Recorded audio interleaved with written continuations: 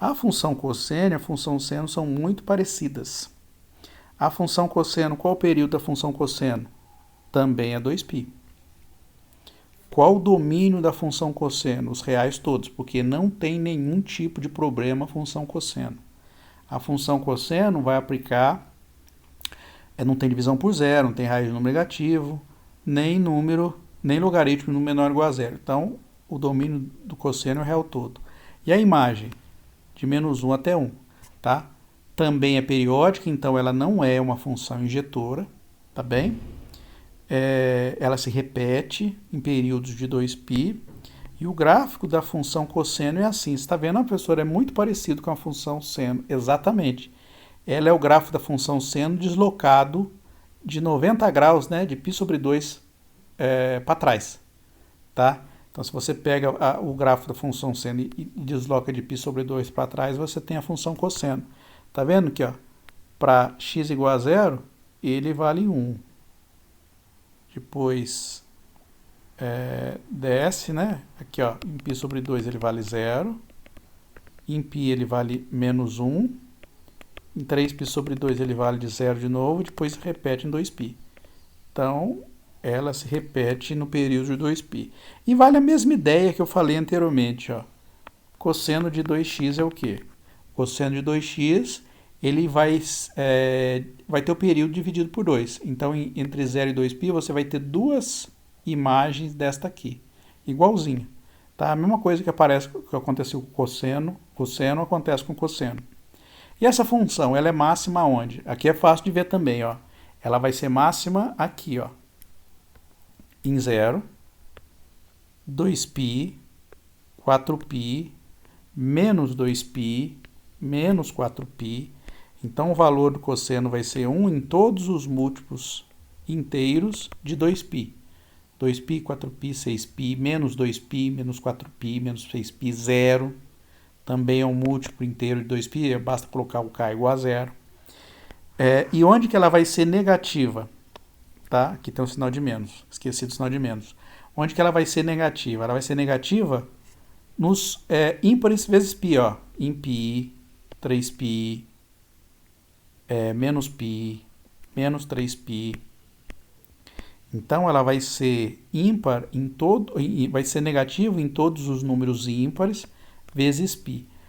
Como é que a gente representa um número ímpar? Um número ímpar é representado como 2k mais 1 para k pertencente a z. Aqui estou pensando no ímpar negativo também, tá? Estou estendendo o conceito de ímpar para negativo também. Por que isso aqui funciona? Fala no valor de k, que é o número inteiro. 2. 2 vezes 2, 4, mais 1, 5. 7. 2 vezes 7, 14, mais 1, 15. Tá? Então, qualquer número ímpar você pode escrever desse jeito. Fala, professor, o 23. Como é que a gente constrói o 23? 23, você pode pôr k igual a 11. Então, vai ficar 2 vezes 11 dá 22, mais 1, 23. Tá? Então, é fácil de construir. E o número par a gente representa assim, como 2k. Por quê? Porque o número par é múltiplo de 2. Então, se pensar em qualquer número par, é 2 vezes k. Então, é fácil de construir. O número ímpar é 2k mais 1. Você faz aquele deslocamento de 1 do número par. E o cosseno, ele se anula aonde? Aonde que o cosseno se anula? Também é mais fácil de olhar. O cosseno se anula em π sobre 2, 3π sobre 2, 5π sobre 2, 7π sobre 2. Você fala, professor, você está vendo o número ímpar? Exatamente. Então, o cosseno se anula em todos os números ímpares vezes π sobre 2. Lado negativo também vale. Tá? Então, o cosseno ele vai se anular em todos os números ímpares vezes π sobre 2.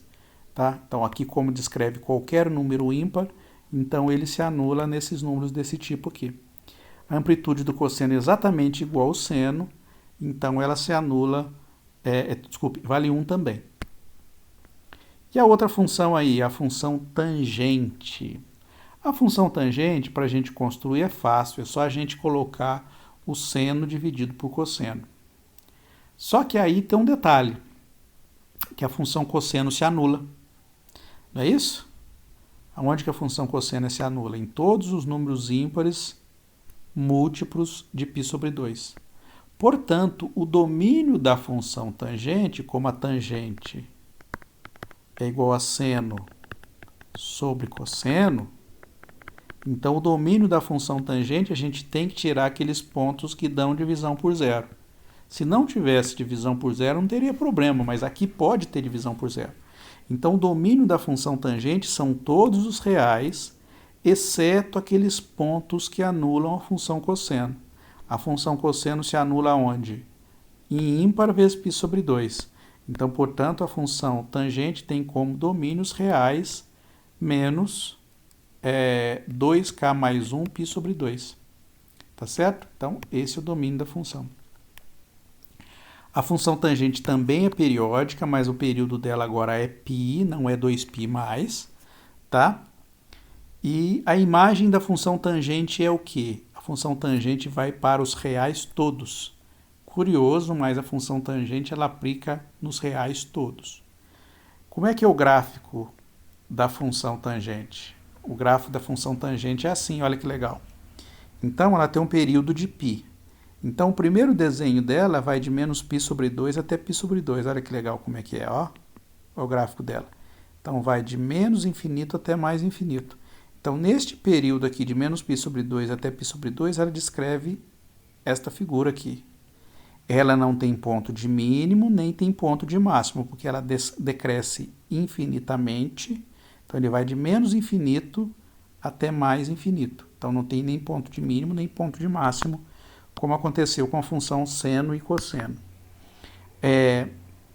Aqui, ó, você olha que ela vai assintoticamente a menos infinito quando x aproxima de menos π sobre 2. E quando x se aproxima de mais π sobre 2 pela esquerda aqui, né? Com valores menores que π sobre 2, mas se aproximando de π sobre 2, a função tangente vai para mais infinito. E ela se repete, ó. Então, você pega essa mesma figura e translada de π. Ela não se repete em quantidades de π, então você translada ela de π, ó. Passa aqui, π. O próximo, 2π, 3π. Então, é como se você pegasse essa função e fosse copiando ela. Esta reta aqui, ó, é a reta que passa exatamente nos pontos de descontinuidade dela. Então, isso aqui representa os pontos em que a função ela tem como assíntota. Então, ela tem uma assíntota vertical dos dois lados para essa função aqui. Tá bem?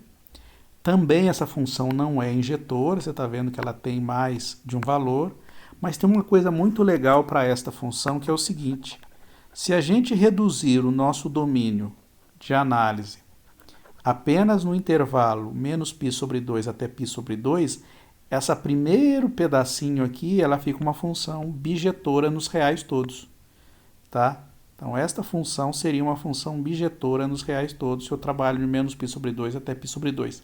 E aí eu conseguiria definir o que a gente chama de funções trigonométricas inversas. A gente não vai analisar esse tipo de função, mas é possível encontrar a função inversa da função tangente, que é a função chamada arco tangente, tá? Que foge do escopo do curso.